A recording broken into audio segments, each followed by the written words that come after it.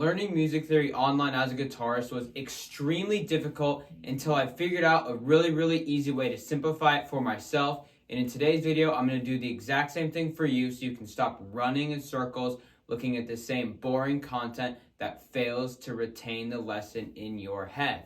And the fundamental part of this mindset switch was changing these letter names that made no sense into something as easy to recognize as shapes, because all music theory is just a series of patterns that you can move across the guitar neck. So if we learn this as patterns, instead of trying to figure out these complicated note names, it's going to come to you faster, easier, and it's just going to connect like everything else does, because it's not a letter that stands for a number that has a frequency that you don't understand, because almost nobody in the world actually does. And for the first fundamental of learning guitar, you have to understand rhythm.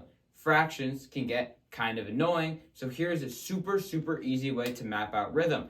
Whenever we have a bar of music, and to keep it simple, we're just going to do it in 4/4, which is the very standard time signature. There are 4 beats that are made up by quarter notes. If you wanted to play 2 even notes, we could just play half notes and only 1 even note, and then we could just play whole note. But that is super simple. Where some people may get a little lost is we can divide this quarter note just like a normal square into 2 triangles, which now brings us to eighth notes.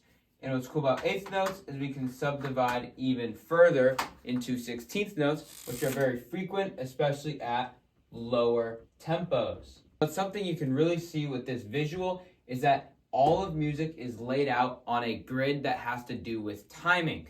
And playing in that time grid is almost essential to sounding cohesive, especially when you're being paired with a drummer, bassist, vocalist, etc. So understanding music as a grid like this is the vital stepping stone. And these note lengths can still get more complicated. When you see a note with a dot next to it, it means that whatever note it is, and in this case a quarter note, is extended by half of its duration, which would make the duration of this quarter notes 3/8 on the bar, which would make it 3 of these triangles out of 8. And that's just another example of how the grid is important to understanding other forms of music notation. So understand that it is the grid, and with shapes, it's way more easier to visualize. But what about playing anywhere you want on the guitar neck? This is where a little more complication comes in, but we can still use shapes and squares to make super easy patterns to navigate you across the fretboard. But first, you just need a few definitions in the tank.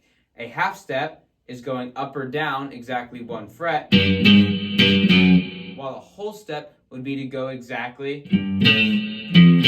2 frets up or down from wherever you were playing. And this is how we're going to build almost every scale. And a couple other important things to remember are when we go across strings like this, it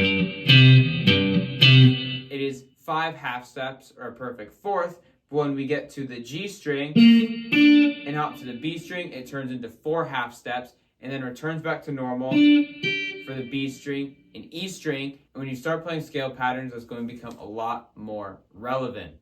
And to create all of our scales and modes, we derive them from a major key, which takes 7 notes out of the 12 notes that you can play based on a certain pattern, which is described as a whole step, half step, whole, half, which would correspond to your major 1, major 2, 3, perfect fourth, perfect fifth, major 6th, major 7th. But that is really unhelpful when you want to derive this scale into its third mode for a different tone without thinking of this in a completely different way. And what unlocked this ability for me was changing these whole and half steps to just shapes. Because when I'm thinking of these note letters, I cannot grasp a concept for the life of me. So when I started to visualize these whole steps as squares and these half steps as triangles, I can see a clear sequence that is 2, 1, 3, 1, 2, 1, 3, 1. Now, if I wanted to rearrange this to create a mode, all I would have to do is just change where I'm starting this pattern from and repeat the pattern how it normally would. So let's say I wanted to play that third mode, like I said. We would just start on this triangle and rewrite the scale just like that. And what this proved to me was that modes are just the exact same thing as the major scale or the first mode of a major key to be more precise. And what this understanding unlocked for me was the entire fretboard. If I could just recognize how to play this pattern across different strings, I could effectively play any mode on the guitar neck. And of course, there's many mode diagrams that lay it out on the fretboard that are insanely helpful and I use to accelerate this process. But when you understand the concept and then you see the graphic, it makes sense just like that. And then you actually understand how to get from the first mode to the fourth mode. Because a big problem I see, especially in more beginner guitarists, is they learn these 7 mode scales, but they don't quite know where to put them because they don't know the logic behind it. But when you understand that the fourth one just starts at the fourth note of the first mode and then plays the exact same ratio of pattern and just in a different way, you now know you can just play the fourth mode a perfect fourth away without any complication, and then you can repeat this everywhere. And then this will also bleed into your pentatonic scales. Everyone under the sun has told you learn pentatonic scales for guitar soloing.